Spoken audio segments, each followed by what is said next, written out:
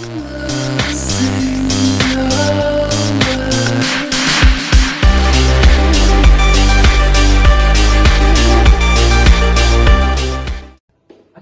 warahmatullahi wabarakatuh.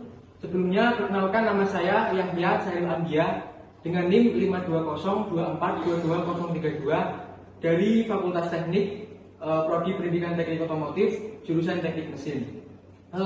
Di sini saya akan sedikit menjelaskan tentang sistem lampu tanda belok. Sistem tanda belok, apakah teman-teman sudah tahu? Pastinya sudah. Sistem tanda belok itu berfungsi untuk memberitahu kepada pengendara yang di depan maupun di belakang saat kita akan berbelok atau mengganti jalur. Untuk selanjutnya ada komponen dari sistem lampu tanda belok itu sendiri. Mari ikuti saya. Oke teman-teman, yang pertama ada baterai. Baterai di sini berfungsi untuk sumber dari segala listrik yang ada di sistem lampu sein. Selanjutnya ada komponen sekring yang berfungsi untuk memutus arus bila ada arus yang berlebihan.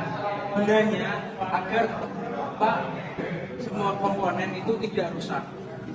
Selanjutnya ada kunci kontak.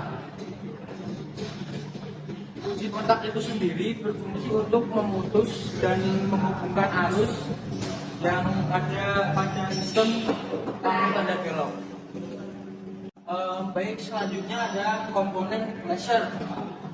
Itu sendiri berfungsi untuk membantu lampu sein untuk berkedip-kedip dan menyala lebih terang. Komponen selanjutnya ada saklar. Saklar berfungsi untuk sebagaimana kalian mau mengatur mau belok kemana. Ibarat mau ke kiri bisa gini dan ke kanan bisa gini. Dan yang terakhir ada lampu sein itu sendiri atau lampu tanda belok.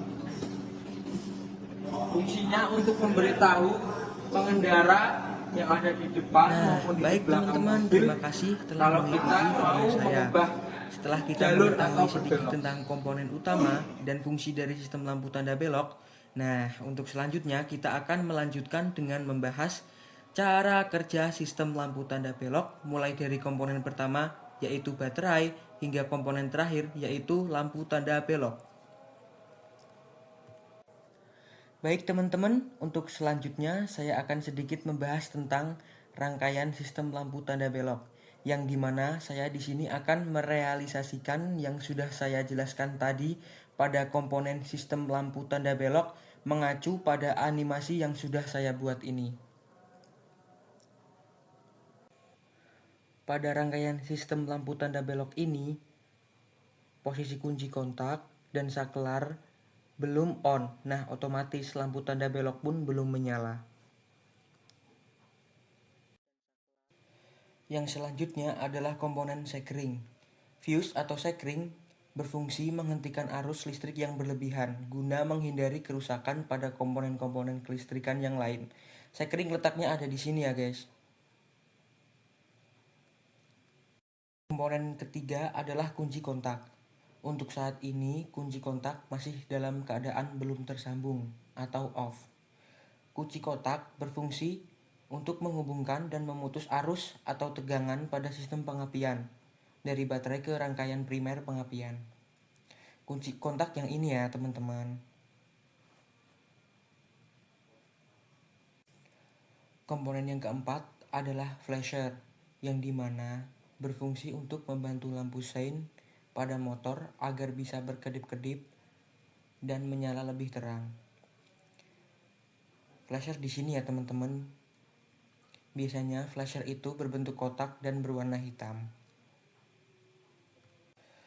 Komponen selanjutnya adalah saklar. Saklar berfungsi untuk mengontrol lampu yang digunakan pengemudi untuk penerangan, terutama pada lampu tanda belok, apakah mau ke kanan atau ke kiri. Saklar di sini belum bergerak ke kanan atau ke kiri ya, sehingga belum menyala.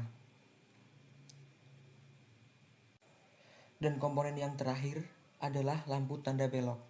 lampu tanda belok itu sendiri ada 4, yaitu kiri belakang, kiri depan, kanan belakang, dan kanan depan. Fungsinya sebagai penanda saat ingin bermanuver ke kanan dan ke kiri ketika berada di tikungan, pertigaan, hingga perempatan.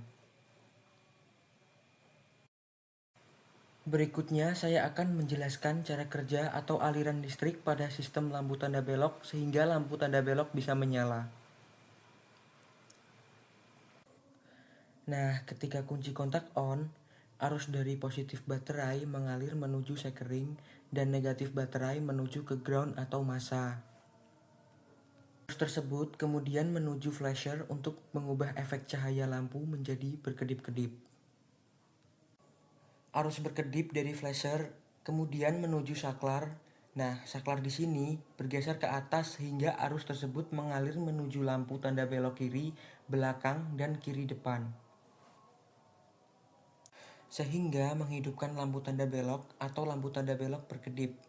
Arus kemudian menuju ground atau massa.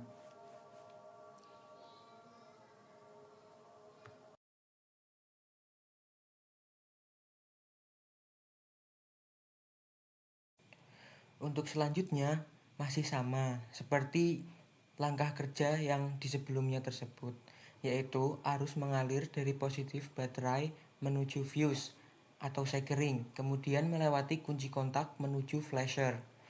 Arus listrik yang berkedip kemudian menuju saklar. Nah, bedanya teman-teman, saklar di sini bergeser ke arah bawah sehingga arus tersebut mengalir menuju lampu tanda belok kanan, belakang, dan kanan depan sehingga lampu bercahaya terang dan berkedip. Dan kemudian harus diteruskan menuju ground atau massa. Baik, sedikit penambahan untuk sistem lampu tanda belok, yaitu cara pemeliharaan agar tidak terjadi troubleshooting ya teman-teman. Untuk yang pertama, periksa koneksi kabel. Pastikan semua kabel yang terhubung ke lampu tanda belok dalam kondisi baik dan tidak ada yang putus atau kendor. Jika ada yang putus atau terkelupas, maka perbaiki atau segera ganti. Yang kedua, periksa soket lampu. Bersihkan soket lampu dari kotoran atau korosi yang mungkin mengganggu koneksi listrik. Yang ketiga, ganti lampu yang rusak. Jika lampu tanda belok sudah tidak menyala, gantilah dengan yang baru. Pastikan lampu yang baru memiliki spesifikasi sesuai dengan mobil Anda. Dan yang keempat, periksa saklar dan relay. Pastikan saklar dan relay yang mengontrol lampu tanda belok berfungsi dengan baik. Jika salah satu dari mereka rusak, gantilah sesuai kebutuhan. Yang kelima, periksa grounding. Pastikan grounding dari sistem lampu tanda belok terhubung dengan baik ke rangka mobil. Grounding yang buruk dapat menyebabkan masalah pada kinerja lampu. Yang keenam, periksa fuse. Periksa fusi yang terhubung dengan sistem lampu tanda belok. Jika fusi terbakar, gantilah dengan baru dengan nilai yang sama. Dan untuk yang terakhir, cek sistem kelistrikan secara keseluruhan. Jika semua langkah di atas tidak mengatasi masalah, periksa sistem kelistrikan mobil secara keseluruhan dengan alat diagnostik yang sesuai. Beberapa masalah mungkin memerlukan bantuan profesional untuk diperbaiki. Jadi kalau teman-teman serasa tidak bisa atau kurang mampu untuk memperbaiki, lebih baik dibawa ke bengkel-bengkel yang sudah resmi, sehingga kita bisa memperbaiki kerusakan tersebut dengan terpercaya. Ayo teman-teman, jaga kendaraanmu dengan baik. Perawatan rutin adalah kunci untuk menjaga kendaraan dalam kondisi optimal dan aman di jalan. Jangan biarkan masalah kecil menjadi besar. Selalu periksa dan lakukan perawatan secara berkala untuk keselamatan dan kenyamatanmu saat berkendara.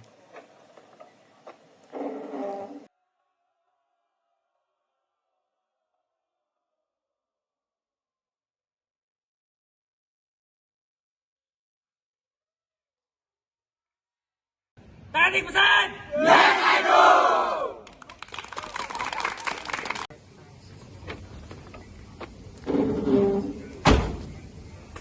Baik, sekian dari video pembelajaran saya. Mungkin di selanjutnya saya akan membuat video-video yang baru lagi. Sekian dari saya. Terima kasih dan maaf. Wassalamualaikum warahmatullahi wabarakatuh.